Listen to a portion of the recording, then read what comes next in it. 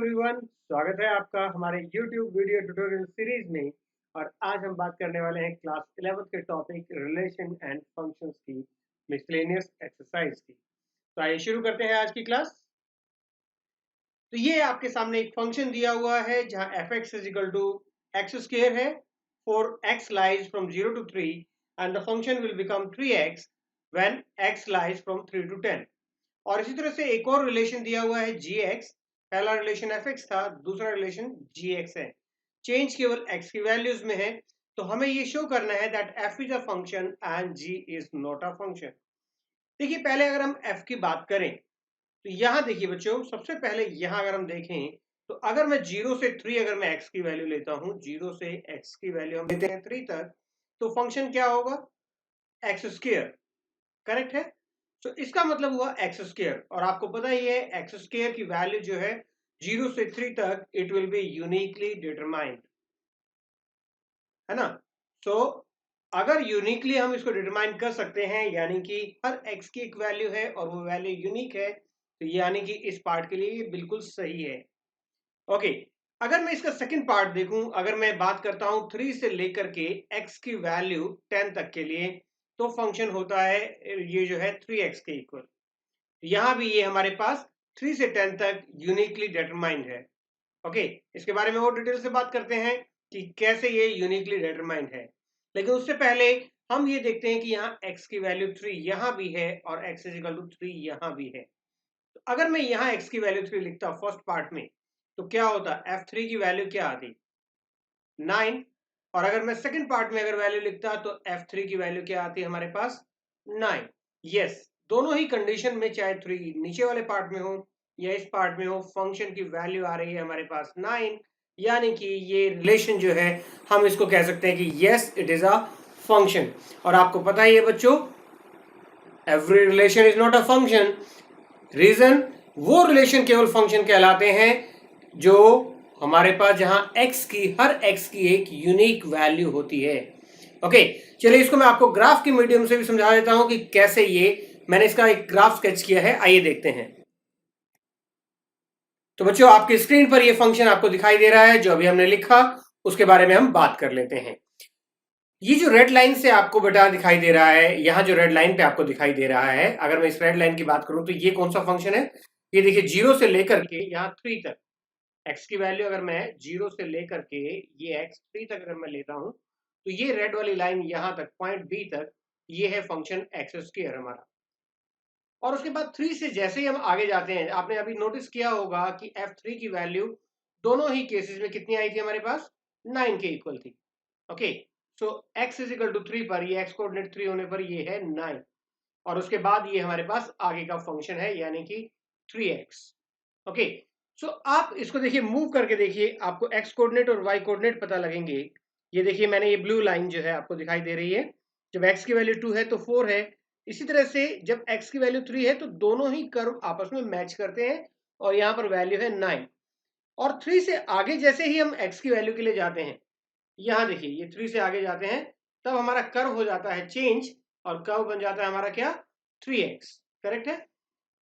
तो इस तरह से, यानी कि ये बिल्कुल सही है, दो हर जगह हमारी वैल्यू यूनिक आ रही है, फंक्शन एग्जिस्ट कर रहा है, तो कोई प्रॉब्लम नहीं है। हम कह सकते हैं कि फर्स्ट जो रिलेशन है fx है वो एक।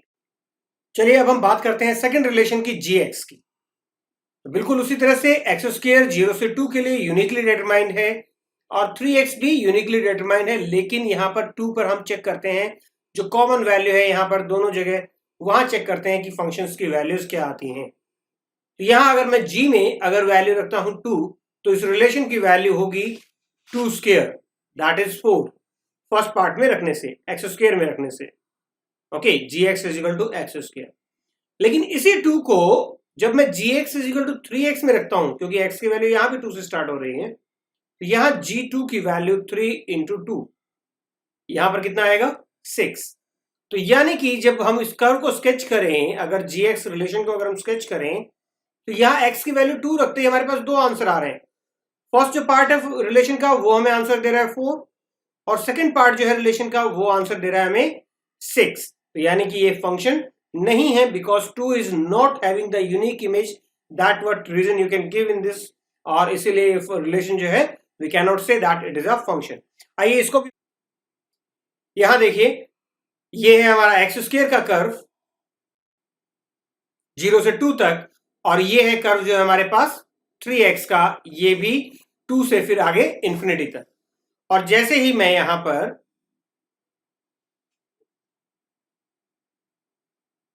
x की वैल्यू 2 लेता हूं तो क्या होता है बच्चों, यहां हमारे पास x की दो आंसर्स आते हैं, एक तो ये आ गया 6 और दूसरा कितना आ गया 4। करेक्ट। तो ये दो आंसर्स अगर हमें मिलेंगे तो वैल्यू यानी कि यूनिक नहीं है, और अगर किसी फंक्शंस की इमेज यूनिक ना हो, रिलेशन की इमेज यूनिक ना हो, और अगर किसी रिलेशन की इमेज यूनिक ना हो तो उसे हम फंक्शन नहीं कहते। तो समझ में आया बच्चों? आगे देखते हैं।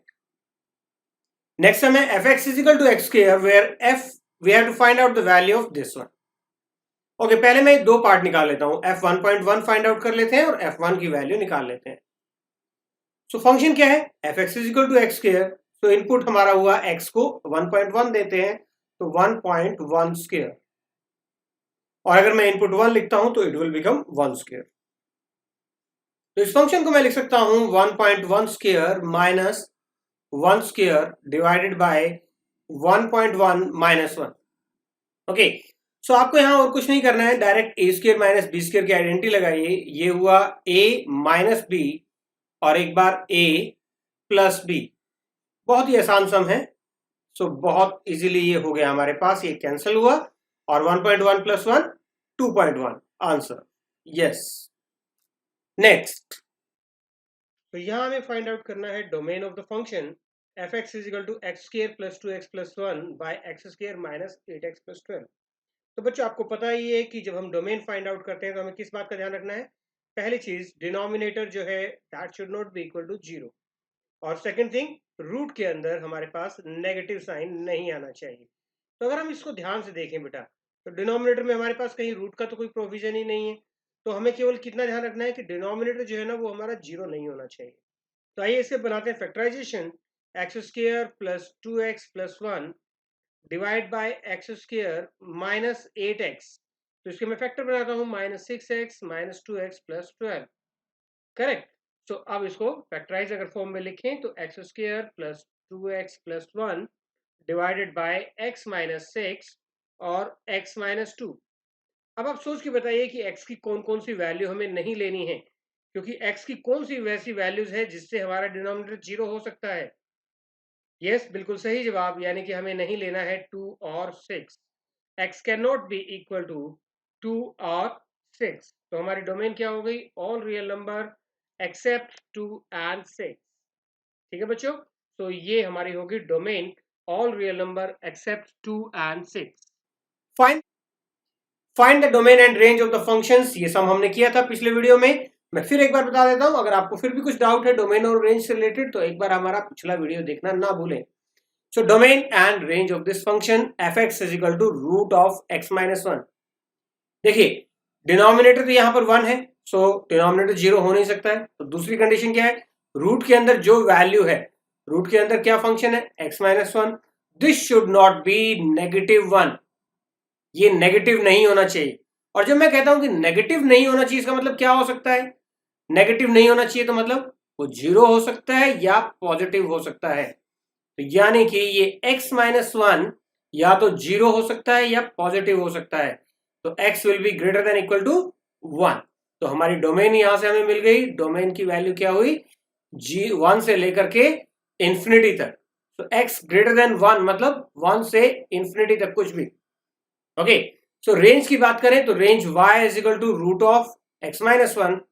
पहली चीज, अगर रूट आ गया तो हमें y क्या लेना है, केवल y will be non negative. Correct है, पहली चीज तो ये हम दिमाग में रखेंगे कि y को हम नेगेटिव तो लेने वाले नहीं है। ओके, सो दोनों स्क्वायर करते हैं, y square is equal to x minus 1, तो x क्या हो जाएगा, y स्क्वायर प्लस 1। अब बच्चों आप y की जो मर्जी वैल्यू ले लीजिए, कोई यहां पर प्रॉब्लम नहीं है। आप y पॉजिटिव लिखें, नेगेटिव लिखें, क्योंकि यहाँ रूट तो बचा नहीं और ना ही हमारे पास डिनोमिनेटर कोई ऐसा नंबर है जिससे कुछ यहाँ पर डिनोमिनेटर 0 होने के चांसेस हो। Okay, so y can be anything, लेकिन हम याद करते हैं हमारी पहली कंडीशन को कि y विल बी, इस फंक्शन से तो हमें पता लगा कि y can be anything, but ये कंडीशन क्या कहती है, y will be non negative only, यानी कि इस पार्ट को छोड़ देंगे, नॉन नेगेटिव ओनली मतलब 0 से लेकर के इंफिनिटी तक। समझ में आया बच्चों? अगर नहीं आया तो घबराने की जरूरत नहीं है, मैं आपको इसको एक इमेज के थ्रू भी समझा देता हूं। तो ये लीजिए, ये मैंने यहां पर स्केच किया है y is equal to root of x minus 1 का। और इस स्केच में अगर आप बच्चों ध्यान से देखें तो ये कैसा स्केच है, ये एक सेमी पैराबोला है। ओके, तो इस सेमी पैराबोला में ये है y is equal to root of x minus 1। Okay, x की वैल्यू कहां से शुरू होती है, यस 1 से, तो इसकी हमने डोमेन क्या शुरू किया, हमने x की वैल्यू 1 से, और कहां तक जाती है, आप अप टू इंफिनिटी तक कहीं भी चले जाइए, यहां पर कोई प्रॉब्लम नहीं है इस डायरेक्शन में। तो यानी कि 1 से लेकर के इंफिनिटी तक हम कहीं भी कुछ भी लिख सकते हैं। ओके, दूसरे पार्ट की बात करते हैं, रेंज y की वैल्यू कहां से शुरू होती है, 0 से, नेगेटिव साइड नहीं है ना, तो यानी कि y हम नेगेटिव साइड नहीं जाएंगे, कहां से शुरू होगा, 0 से, और ऊपर हम इसको कहीं भी ले जा सकते हैं, यानी कि इंफिनिटी तक कहीं भी ले जा सकते हैं। देखिए मैं इसको मूव करके दिखाता हूं, ये आपको इंफिनिटी तक कहीं भी जा सकता है, कोई प्रॉब्लम नहीं है, ठीक है। सो ये हम इसमें कह सकते हैं कि यस, जो वैल्यूज हैं हमारे पास y की वो क्या है, 0 टू इंफिनिटी है, तो मैं रेंज क्या लिखेंगे, 0 टू इंफिनिटी है। नेगेटिव साइड में कर्व नहीं है, केवल पॉजिटिव साइड में है या फिर 0 पर है। ओके, तो यहां हमें फाइंड आउट करना है डोमेन और range of the function f(x) is equal to mod of x minus 1। और बच्चों आपको पता है मॉड ऑफ x माइनस 1 का ग्राफ कैसा होता है, हमने मॉडुलस फंक्शन का ग्राफ पढ़ा था, ठीक है। सो मैं एक बार यहां बना देता हूं मॉडुलस फंक्शन का ग्राफ। ये होता है 2 लाइन से कंसिस्ट, यहां पर x की वैल्यू 1 ले लेते हैं, एक है y is equal to x minus 1, और दूसरी जो लाइन होगी y is equal to minus of x minus 1। तो आप इसको देख के बताइए कि इसकी डोमेन क्या होगी। देखिए ना तो यहां पर डिनोमिनेटर 0 है, मॉड ऑफ x माइनस 1 की बात करें ना फंक्शन की, तो इसका डिनोमिनेटर भी 0 नहीं है, दूसरी बात रूट में नेगेटिव भी नहीं है, तो x की वैल्यू आप कुछ भी लिख सकते हैं, कोई प्रॉब्लम नहीं है। So x can be any real number, so इसकी डोमेन हमारी हो गई ऑल रियल नंबर। ओके, लेकिन अगर रेंज की बात करें तो रेंज क्या होगा, रेंज केवल पॉजिटिव साइड में है या फिर 0 पर है, y एक्सिस की, इस साइड नहीं है ना, ये देखिए पॉजिटिव साइड है और नीचे की साइड कोई कर्व नहीं है, नेगेटिव y जो है y की साइड है वहां कोई कर्व नहीं है, तो इसकी रेंज जो होगी वो होगी बेटा 0 to infinity, 0 is included, so I will write down 0 to infinity. और इसको भी हम स्केच के थ्रू देख लेते हैं। Yes, so domain you can see that all values of x, negative, 0, positive, everything is possible, and y is on the positive side only, no negative side। okay, so range क्या हुई हमारी 0 to infinity और domain all real numbers। Next हम है, यहाँ एक function दिया हुआ है f, और फंक्शन किसके बीच में है, ये दो दिए हुए हैं हमारे पास वेरिएबल्स, x इंडिपेंडेंट वेरिएबल है और जबकि फंक्शन की वैल्यू जो है वो होगी x square by 1 plus x square. Okay, so be a function from r into r। पहली बात तो डोमेन इसने बता दी कि डोमेन क्या है, ऑल रियल नंबर। अब हमें बताने की रेंज क्या है, determine the range of x। देखो बच्चों, अगर x कोई रियल नंबर है तो एक्स स्क्वायर क्या होगा, yes non negative real number, यानी कि या तो पॉजिटिव या फिर 0। और डिनोमिनेटर क्या होगा, डिनोमिनेटर 0 तो हो नहीं सकता, क्योंकि 1 में अगर हम कुछ भी पॉजिटिव या 0 को ऐड करेंगे तो वो क्या होगा, हमेशा मोर देन 0 होगा। तो यानी कि सारी वैल्यूज हमारी यहाँ पॉजिटिव है, सो हमारा जो आंसर आएगा पहली चीज तो वो क्या होगा, 0 या उससे बड़ा होगा, because all the values of x are positive. So हमारा जो y आने वाला है वो केवल क्या होगा, या तो पॉजिटिव होगा या फिर 0 होगा। ओके, अब उसके बाद एक और चीज समझते हैं। देखिए इस x square by 1 plus x square को मैं ऐसे करता हूं, इसको 1 प्लस कर देता हूं और 1 को माइनस कर देता हूं। ओके, अब इसका मतलब क्या हुआ, देखिए अगर मैं इसको 1 plus x square by 1 plus x square दो पार्ट अलग अलग कर लूं, minus 1 by 1 plus x square, ये तो कैंसिल हो गया, 1 माइनस समथिंग मतलब उनसे कुछ कम ही होगा ना, ये आया ना हमारे पास 1/x², yes, it means 1 minus something positive, तो that means answer can not be equal to 1।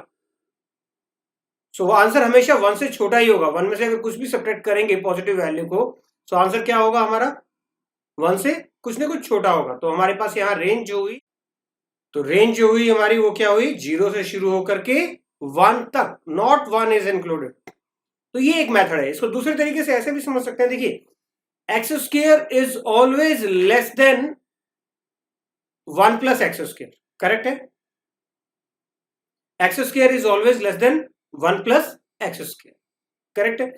हम इसको क्या लिख सकते हैं, x² by 1 plus x² is always less than 1, that means function will be always less than 1, और function is more than equal to 0। So यानी कि हमारी रेंज हुई 0 से 1 तक। तो दोनों ही तरीके से आप इसको सॉल्व कर सकते हैं। नेक्स्ट हम यहां पर फंक्शंस को हमें ऐड करना है, सब्ट्रैक्ट करना है उन्हें, और करना है डिवाइड। देखिए इसकी डोमेन f की क्या है, वो है ऑल रियल नंबर, करेक्ट है, और g की डोमेन भी क्या है, ऑल रियल नंबर। सो अगर हम नया फंक्शन जो भी डिफाइन करने वाले हैं तो उसकी डोमेन क्या होगी, all real number, that means the intersection of these two domains. So domain हमारी हुई ऑल रियल नंबर, ओके, तो वो तो दोनों में कॉमन है, कोई प्रॉब्लम ही नहीं है।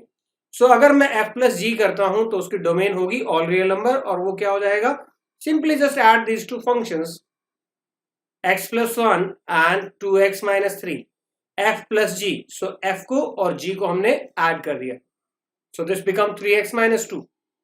f माइनस जी क्या होगा, तो f में से हम g को माइनस कर देते हैं, ये हुआ माइनस x, और ये 1 प्लस 3 यानी कि 4। f डिवाइडेड बाई g, यहां आपको ध्यान देना है बच्चों। क्या ध्यान देना है, सिंपली ऐसा लिखने से नहीं चलेगा कि f को हमने g से डिवाइड कर दिया, क्यों नहीं चलेगा, हमें वो वैल्यू भी यहां एक्सक्लूड करनी है जहां पर डिनोमिनेटर हमारा 0 हो जाता है।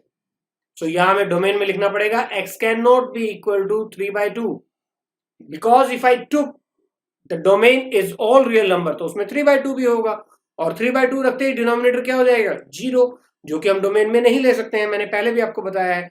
सो x की वैल्यू हमें यहां लिखना पड़ेगा कि x can not be equal to 3/2, या फिर हम कह सकते हैं कि f बाई जी जो है ना, उसकी डोमेन जो होगी वो ऑल रियल नंबर माइनस 3/2 होगी, ओके, ये लिखना मत भूलिए। सो इसकी डोमेन जो है उसमें 3/2 को एक्सक्लूड करना है। नेक्स्ट सम, यहां एक फंक्शन दिया हुआ है, मैपिंग उसकी की हुई है 1 to 1, 2 रखेंगे तो आंसर 3 आएगा, 0 रखने से -1 आएगा, और -1 रखने से 3 आएगा। It's a function from integer to integer, and what is a function, ax plus b। Okay, मैं सिलेक्ट करता हूं इस वैल्यू को पहले, क्योंकि थोड़ा सा 0 है ना, 0 वाले काम आसान होते हैं। तो इसका मतलब हुआ कि x की वैल्यू अगर हम 0 लेते हैं तो आंसर फंक्शन की इमेज जो है वो -1 होती है। Okay, let put x as input 0, okay, this is equal to -1 और 0। तो यहां से हमारा फायदा क्या हुआ, हमें डायरेक्ट b की वैल्यू मिली, b is equal to -1, okay. अब यहां से कोई एक वैल्यू ले लेते हैं, जैसे मान लीजिए मैंने ये ले लिया कि x की वैल्यू 1 रखेंगे तो फंक्शन की इमेज आएगी 1। सो यहां मैं पुट कर देता हूं input x as a 1, a x की जगह 1, b, और आंसर आना चाहिए हमारा 1। सो a और b की वैल्यू हमें पहले से ही पता है कितनी है, -1। सो a की वैल्यू क्या हुई, 1 प्लस 1 यानी कि 2। तो ये हमारा आंसर हो गया, a is equal to 2 and b is equal to -1। बहुत ही आसान से सम है ये। तो ये जो नेक्स्ट सम है, यहाँ RBR relation from n to n defined by r is equal to relation is between two numbers a and b, and what are a and b, a and b belongs to natural numbers, और relation क्या है, ये numbers relation में तब होंगे if a is equal to b square। देखिए a is equal to b square, ये मान लीजिए पहला सेट है नेचुरल नंबर्स का, ये है दूसरा सेट, ये है हमारे डोमेन, और ये है कोडोमेन, ओके। तो यहां हम कहेंगे कि जो एलिमेंट्स है ना वो रिलेशन में होंगे अगर ये जो पहला नंबर है a, जो कि पहले सेट से बिलोंग करता है, वो इक्वल हो b स्क्वायर के। जैसे मान लीजिए यहाँ 2 लेता हूं तो यहाँ कितना आएगा 4, और यहाँ अगर 3 लेते हैं तो कितना आएगा 9, है ना। तो ये पहले सेट से क्या लेना है हमें, ए, और दूसरे सेट से क्या लेना है हमें, बी। ओके, चलिए अब इसको सॉल्व करते हैं। तो क्या ये सही है कि ए और ए हमेशा रिलेशन में होंगे? नहीं। रीजन क्या है, देखिए 1 और 1 तो होंगे रिलेशन में, करेक्ट है, क्योंकि because 1 is equal to 1 square. क्या 2 और 2 भी रिलेशन में है? नहीं है, 2 is not equal to 2 square. तो यानी कि अगर हमें एक भी एग्जांपल ऐसा मिलता है जो ट्रू नहीं है, तो हम कह सकते हैं कि yes, this statement is a false statement. Correct है। नेक्स्ट है, if a b imply belongs to relation implies that b a also belongs to relation. Okay, जैसे अगर मैं लिखता हूं 4 और 2, ये तो रिलेशन में है, मैंने यहीं से लिया।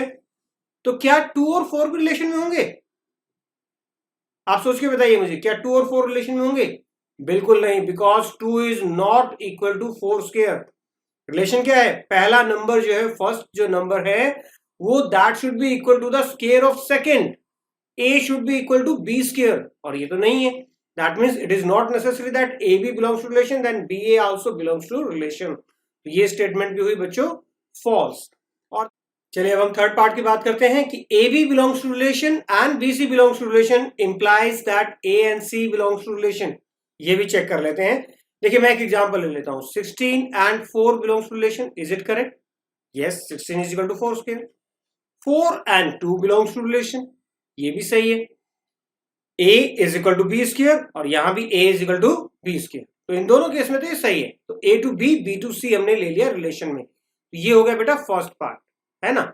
सो a से b, यहां देखिए b हुआ हमारा 4 और b से c, ये रिलेशन में है। तो क्या रिलेशन में होना चाहिए इसके अकॉर्डिंग, a टू c, यानी कि 16 और 2 रिलेशन में होना चाहिए। क्या ऐसा है? नहीं है, because 16 is not equal to 2 square. तो यानी कि ये वाली स्टेटमेंट भी क्या है, फॉल्स है।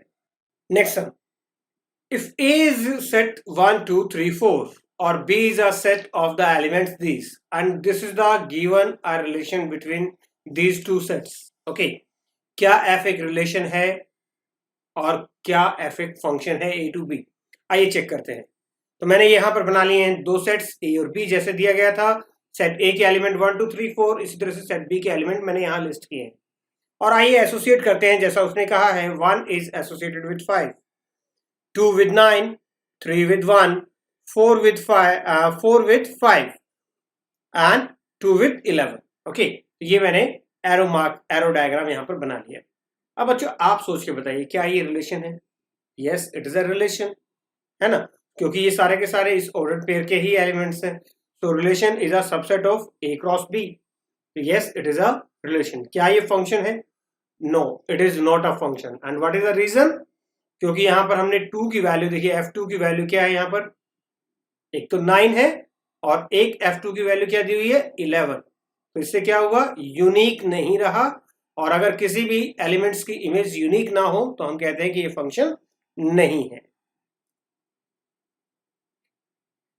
यहां एक सबसेट फंक्शन का देखिए डोमेन क्या है, जो हमारे पास डोमेन से एलिमेंट है वो ए बी है, और जो को डोमेन से जो इससे हम एसोसिएट करेंगे वो है ए प्लस बी, और ए और बी क्या है, इंटीजर्स हैं।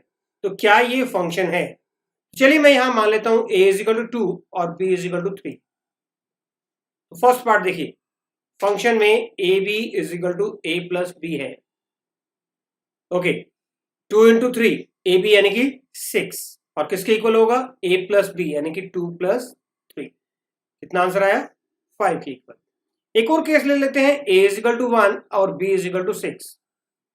तो अब a इंटू बी, ये भी 6 हुआ, लेकिन जब मैं इस साइड वैल्यू पुट करता हूं a प्लस बी, आंसर मिलता है 7। तो यानी कि दो डिफरेंट इमेज हमें सेम नंबर के लिए मिल रही है, 6 के लिए। तो we can say that yes, it is not a unique one, so it is not a function. Next है ए दिया हुआ सेट हमारे पास, फटाफट इसको सर्च कर लेते हैं। ये सेट ए है, 9 10 11 12 13, ये है हमारी डोमेन सेट ए, और इसको एसोसिएट किया गया है को डोमेन यानी कि ऑल नेचुरल नंबर्स के साथ में। और रिलेशन क्या है इनके बीच में, कैसे मैपिंग की गई है, the highest prime factor of n. बताइए 9 का हाईएस्ट प्राइम फैक्टर क्या होगा, 9 के फैक्टर बनाएंगे तो हाईएस्ट क्या होगा, कौन कौन से फैक्टर बनते हैं, 1 3 9, और प्राइम फैक्टर कौन है उसका, 3। सो 9 को एसोसिएट करना है ऑल नेचुरल नंबर्स में से 3 में। और 10 के प्राइम फैक्टर क्या क्या होंगे, 10 के फैक्टर्स होते हैं 1 2 5 10, तो प्राइम फैक्टर हाईएस्ट कौन है? 5। इसी तरह से 11 का हाईएस्ट प्राइम फैक्टर है 11, 12 का हाईएस्ट प्राइम फैक्टर है 3, और 3 को हम यहाँ एसोसिएट कर सकते हैं, ओके। और 13 का, इसको मैं 13 मान लेता हूँ, ठीक है।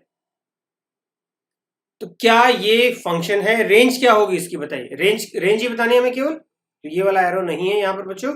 तो रेंज होगी इसकी 3, 5, 11 और 13, ठीक है। तो ये हमारी रेंज है। तो कैसी लगी बच्चों आपको हमारी आज की क्लास? आप हमें कमेंट सेक्शन में लिख करके जरूर बताएं, और अगर आपकी कोई भी क्वेरी हो तो जरूर हमसे लिखिए।